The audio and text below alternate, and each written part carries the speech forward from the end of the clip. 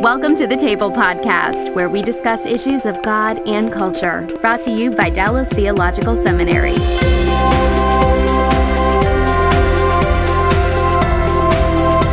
I'm going to move through four other names here. I'm going to try and move through them a little more quickly just because I want to get to some other things as well. But the next name probably is going to put the brakes on us for a while. The next name is Karl Marx. Well, I don't know how long we have to spend on Karl Marx. I think you can summarize the problem in Marx this way, that Marx took the materialism that was beginning to emerge in Adam Smith and isolated it from the moral concerns that still had a strong presence in Smith. Smith is concerned about justice. Smith is concerned about treating people, fairly. Marx just isn't. All Marx wants to know is how can we get the most beads of sweat going? And so Marx's economics is really based on a reductio ad absurdum of this materialistic view of the economy, that the economy is nothing but money and stuff moving around. So it's dualism on steroids. Yes, I think that's exactly right. And in fact, it's dualism, and then it just denies the spiritual realm. It's not a coincidence that Marx is an atheist. Marxist economics, or Marx's economics, are really just what you get if you think that human beings are sacks of meat that just happen to have accidentally gained the ability to move around and think. But if you think there's no spiritual dimension to the universe, something like Marx's economics is ultimately what you're going to get. Now, was Marx concerned about the class dimensions of economics very much, or was he concerned about class simply because it made for an inefficiency in the economy? Marx was definitely concerned about class distinctions at a core level because he believed that because he thought of everything in terms of money and stuff, he believed that it was necessary that different economic classes would have to be in competition with each other. So there's a capital class and a labor class, and Marx believes they always must be in competition, that whatever benefits capital hurts labor, whatever benefits labor hurts capital. There's no such thing as productive cooperation. And if you believe there's nothing but money and stuff, that makes sense. Because every dollar you have is a dollar I don't have. The idea that human beings can be creative and work together in ways that benefit one another just doesn't make sense in a sort of unspiritual universe. Now, the next name, I'm going to move on. The next name is Keynes. How does he fit into this storyline?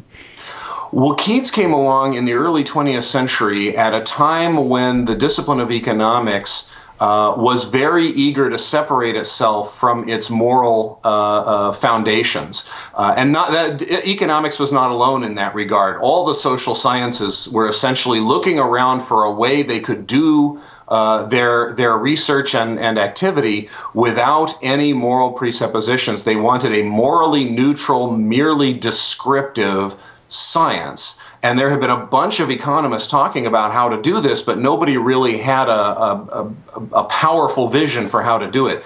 Keynes came along and essentially provided what was to most people in the economics field a very powerful vision of how we can do economics in a way that is merely descriptive of the world and does not have moral presuppositions, or so he claimed. Now, as Christians, I think we know that there's no such thing as any activity that doesn't have moral presuppositions. The whole idea of moral neutrality is a mythology, but Keynes's whole system is built on this, and the core commitment of Keynes's economics was to reorient economic analysis away from production to consumption.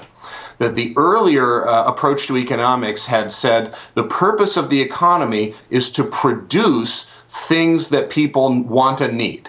The purpose of economic activity is to produce the goods and services that human beings want and need. So there's a focus on production as the end point or purpose of economic activity.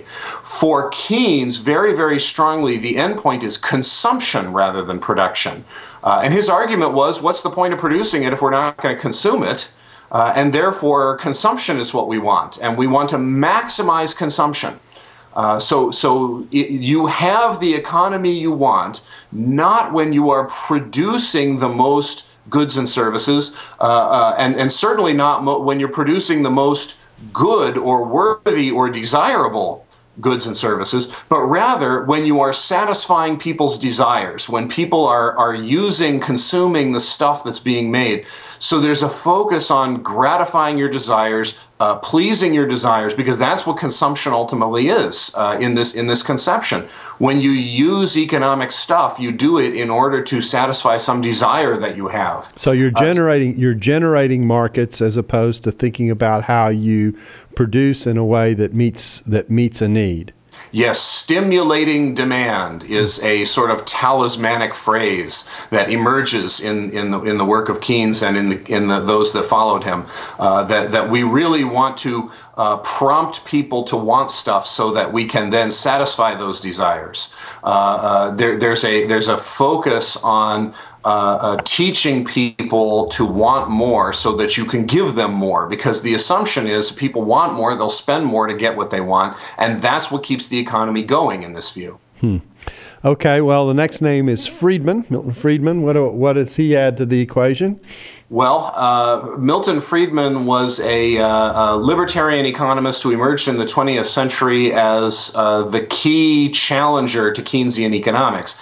And what I really want to focus on in the paper that we're reviewing is that Friedman bought into much of Keynes's reorientation of the economic discipline away from moral foundations, and particularly accepted and championed the view that the purpose of economic activity is to satisfy our desires. So there is a utilitarian ethic that is introduced by Keynes and is totally accepted by Friedman, such that the debate between left and right in our economic discourse takes place within a world that is defined largely by this utilitarian ethic. So Friedman criticized many of Keynes's particular policies for stimulating demand and managing the economy, and Friedman, as a libertarian, wanted to minimize government activity. But Friedman did that in the name of this utilitarian ethic. He did it in the name of satisfying the most desires of the most people. And he particularly subscribed to the view that we should have no preference between satisfying a desire that is morally good or morally bad, because of course what you think is morally bad, the person who's doing it thinks is morally good, presumably. So there's what happens in the Keynes versus Friedman debate is a dialogue between left and right, where one side wants more government activity and one side wants less government activity, but both of them are operating within this utilitarian ethic that says the purpose of economic activity is to gratify desires. It's to generate more economic activity, basically. So Keynes represents, I take it, the more governmental oversight, and Friedman's the more hands-off. Is that correct? Yes. Keynes's view is sometimes described as interventionist, and that's to distinguish it from a more Marxist view that really wants government ownership and a direct control of the economy.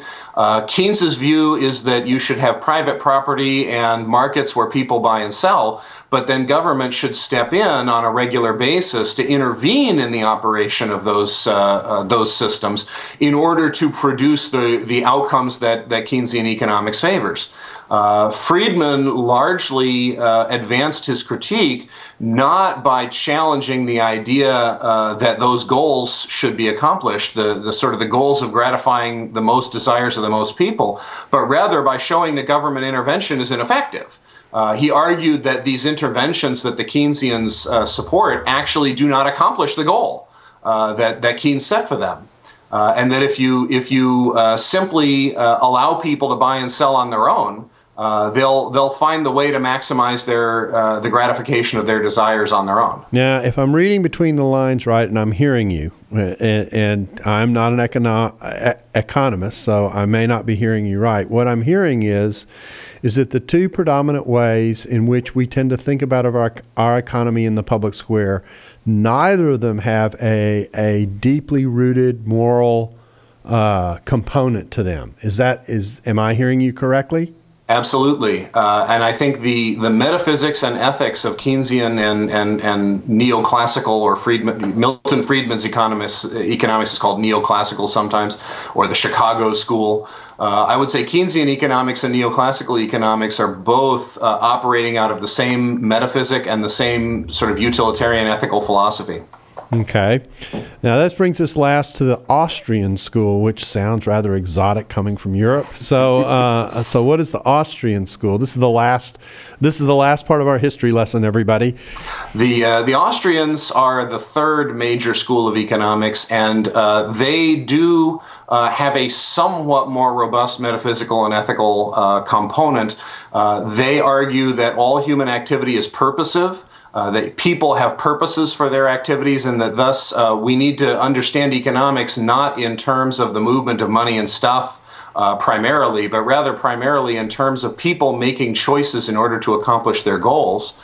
And essentially, Austrian economics also has a critique of government intervention in the economy, not primarily on an effectiveness view, but primarily because they have their view is that takes away people's freedom to pursue their own ends. That essentially there's the individual becomes used, sort of controlled and used by a power that doesn't share his purposes. Now, I think that Austrian economics is somewhat better than the other two schools, because it is looking at it has an avowed moral framework for understanding human action, and it goes beyond utilitarianism. But I still think we have a long way to go, and that Christian voices have got to come in and critique all three of these schools and return us, I think, to a much more robust understanding of the moral, spiritual, and cultural bases of economic activity.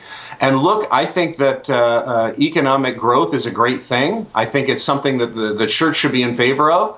I think that we do need limits on political authority, but I think those have to be pieces of a larger whole that we are still, I think, struggling to articulate in a way that has an impact in the public culture.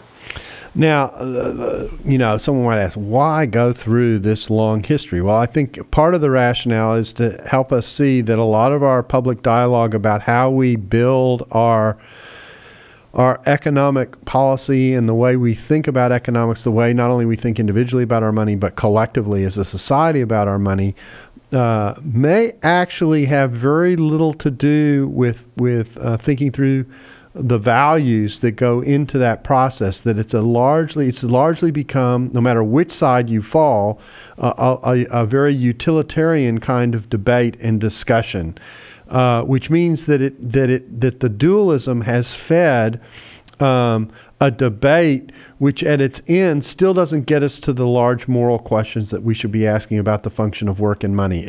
Have I summarized your overall thesis well? Yes, I'd say that's definitely what I'm saying.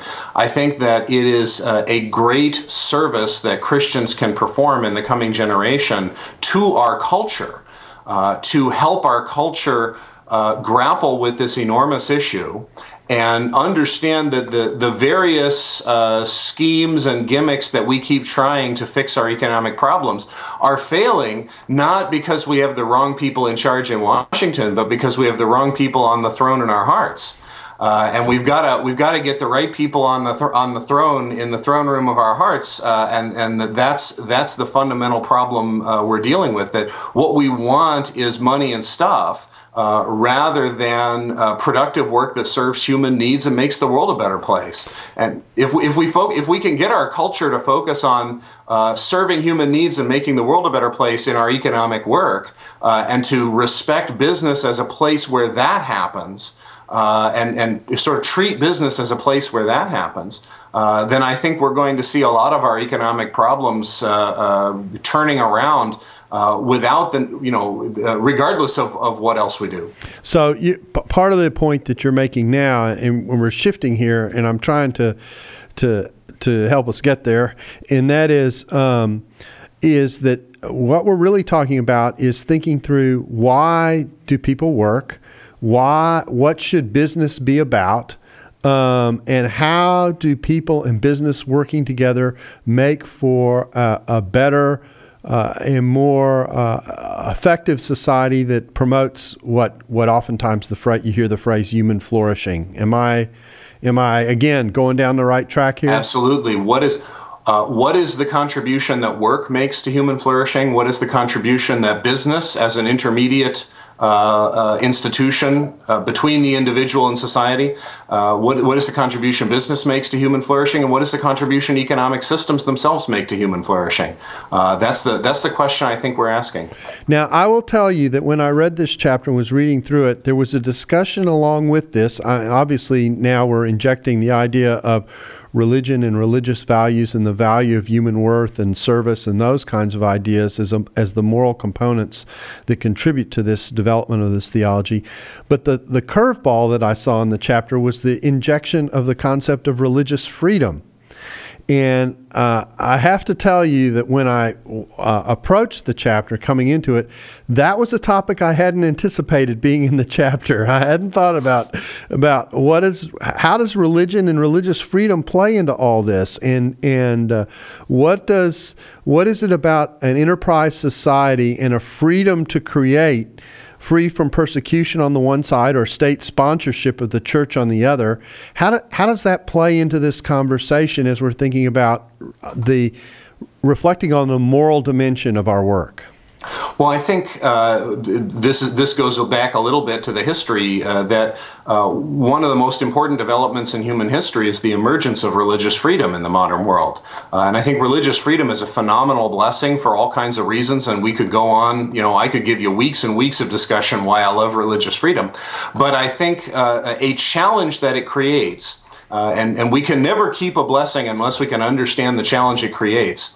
Because all blessings create challenges for us, especially in a fallen world. The challenge that religious freedom creates is public institutions cannot give a complete metaphysical and spiritual account of why they exist. Because if you gave a complete metaphysical and spiritual account of why this institution exists, then that institution would not be able to protect religious freedom for those who disagree with some aspect of its metaphysics or its spirituality or its theology.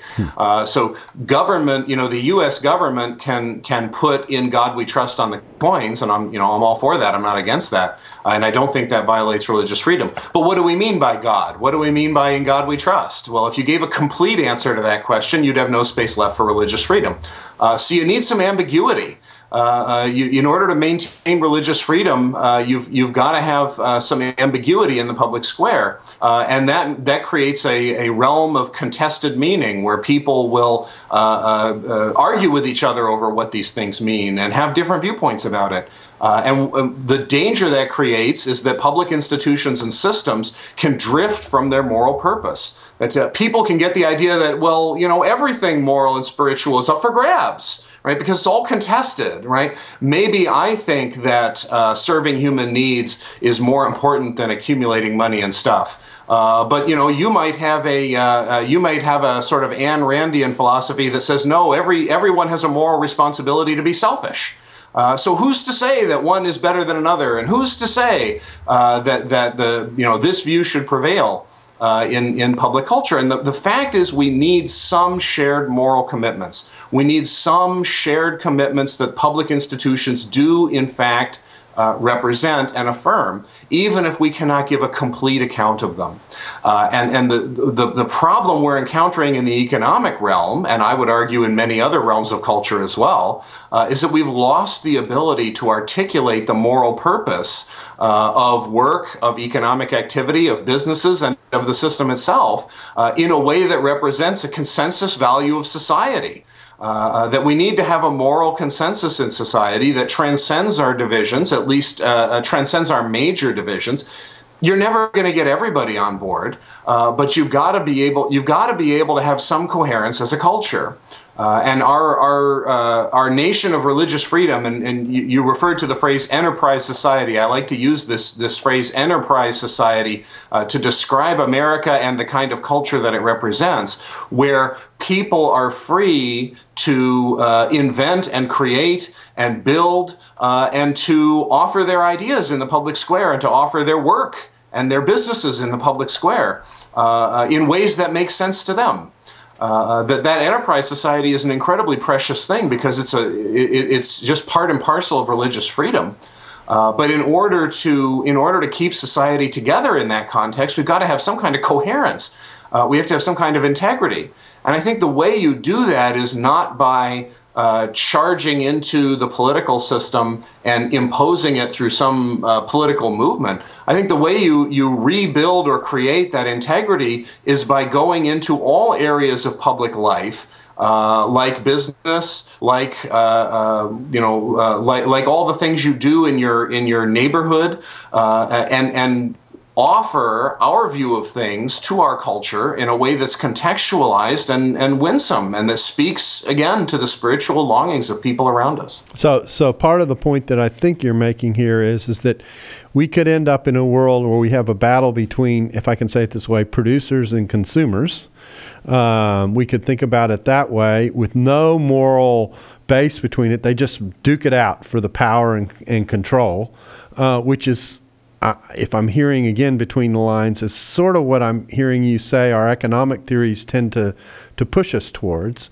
Or we can begin to ask the questions, what is it that business should be doing for people and for society? And when we ask that additional question on top of it, we reframe the economic discussion, and it's no longer producers versus consumers. It's a different question, and it's a different set of answers. I think that's a good summary. I guess the way I would put it is this, that rather than divide into a sort of productive upper class that has jobs and gets married and goes to church and participates in civil society, and then a lower class that is disconnected from all those institutions. And if you're following the data, I don't know if you saw the Pew Research data that came out just 2 weeks ago.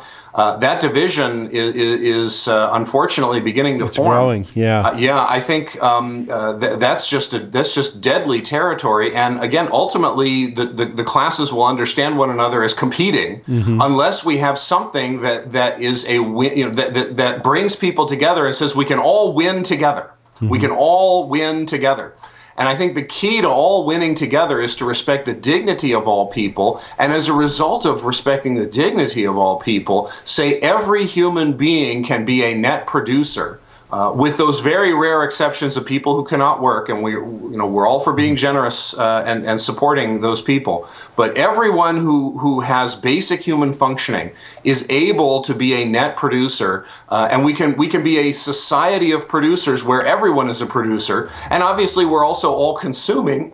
But if we produce more than we consume, then everyone is a net producer, and then we're all on the same team. And it doesn't matter if your net production is relatively small and my net production is relatively large, or vice versa. The dignity of being a human being is expressed by the fact that all of us are contributing to the common good. And there's a quality of life that's taking place that allows people all across the spectrum to participate in it. There's one other element that we haven't put on the table that's important to this conversation, and that is, particularly if you see it as a competition between competing classes or something like that, sometimes the view exists, well, there's only so much production available, and so not only if I have the dollar, you don't, but there are only so many dollars around.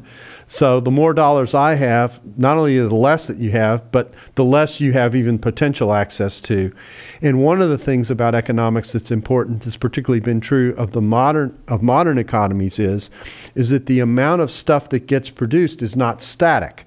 It grows and it can expand, which means that there is more available for more people. That adds to this equation a whole nother dimension of complexity, doesn't it?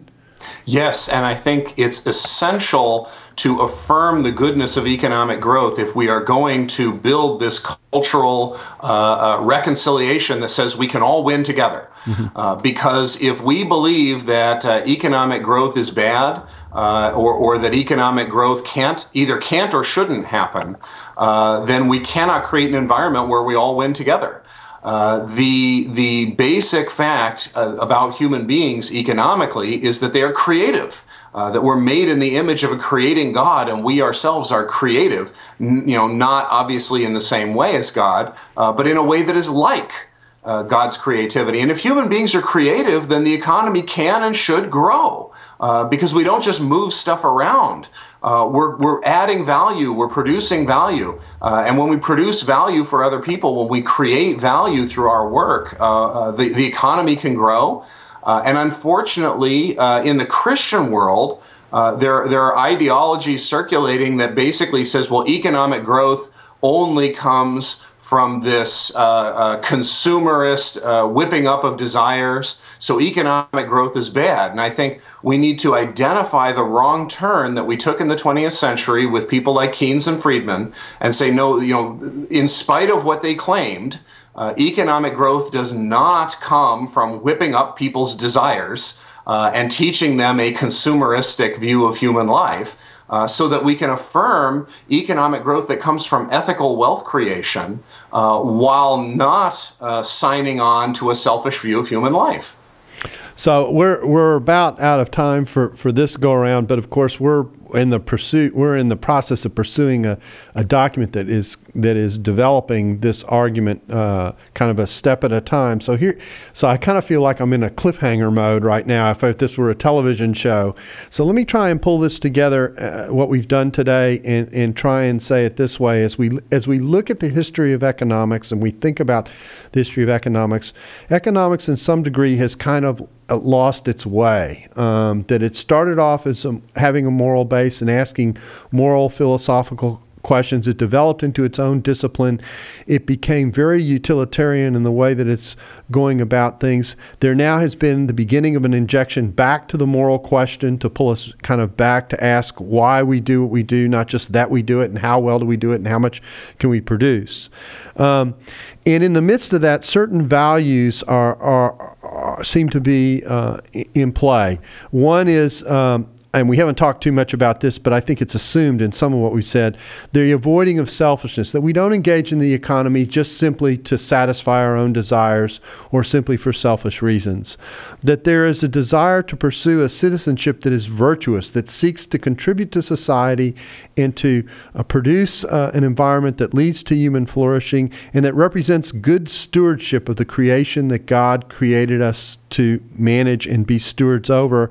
And hopefully this leads to better models of community and better models of conversation about how we do our work in our theology. And so that's what you're kind of encouraging us to think about as Christians. Is that fair?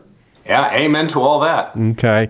Well, what we're doing, we're in suspended animation now. This is part 3 of a 6-part series, and we've kind of taken you right to the edge with this one in terms of walking through what a theology of economics looks like and how we think about our money in a collective scale. And we've probably challenged the listeners at 2 levels that I just want to reinforce as we close, and it's this. The first is that oftentimes when we think about economics, we think about our own personal economics. We think about how money relates to me as an individual.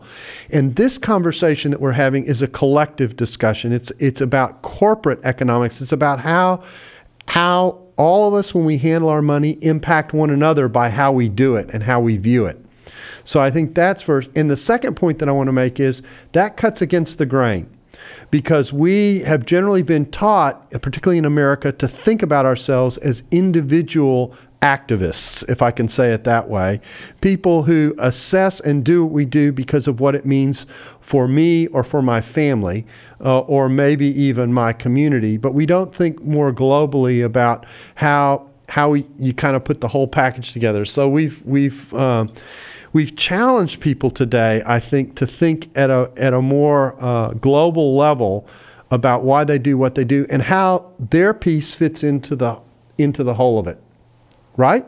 Is that fair? Absolutely. Yes, absolutely. Well, you've got me excited to do the next step of the process. Well, I have a feeling that this is a little bit of a cliffhanger at this point where we've left it, but this is where we've got to leave it for today. We'll be back with you shortly. I guess the thing to say is stay tuned. There's more to come. Same time, same station. I just don't know exactly what time. But down the road, we'll be coming with parts 4, 5, and 6 that'll kind of hopefully wrap around what we've discussed today and give some help and direction in thinking about it. I want to thank you, Greg, for being with us on the Table podcast today. And thank you for having me. And then I want to thank you for taking the time to listen to the Table podcast, where we discuss issues of God and culture.